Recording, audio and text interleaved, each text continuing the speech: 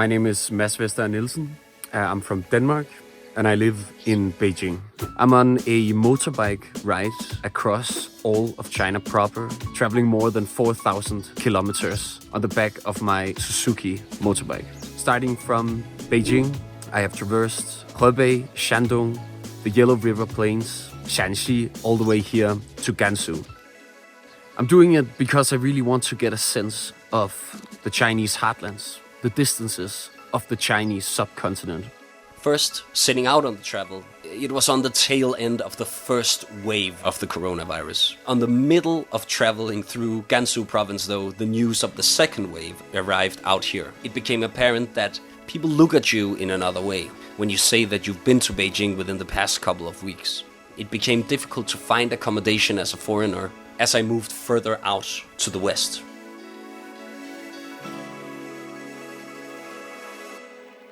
The Yellow River, it is compiled of smelting water from the Himalayan plateau. The color here, of course, so distinct of the river, comes from the silt sediments, the yellow earth that is so prevalent around these parts of China. The place where we are now, Bingling, a very famous sacred Buddhist site on the Silk Road. All the Buddha statues here, they are actually made of just the mud of the Yellow River.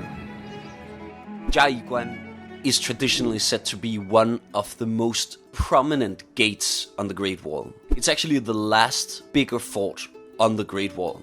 The last point is the Jade Gate that lies further out to the west. The Jiayiguan fort, it was built during the Ming Dynasty to really solidify and secure the trade routes along the Silk Road. It feels remote, even though we're quite close to the city.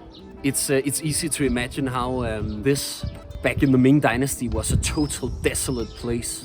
The reason why it's built right here is that you can see both the Chilean mountains to the south and the Hei Mountains to the north.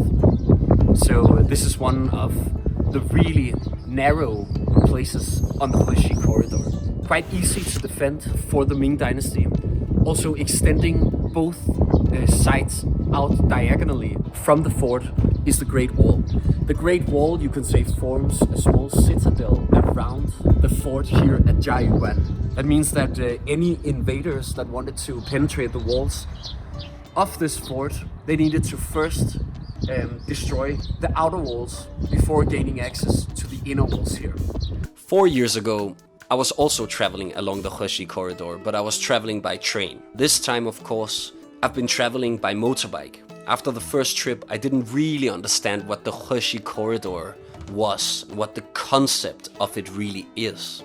But through traveling and seeing the entire Hexi Corridor from the back of a motorbike, it's still very profound the way that people, they have to live within the bounds of nature here.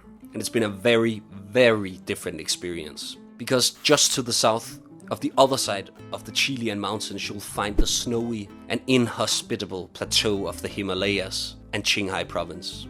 And just on the other side of the mountains to the north is the Gobi Desert, and also further to the west, the Taklamakan.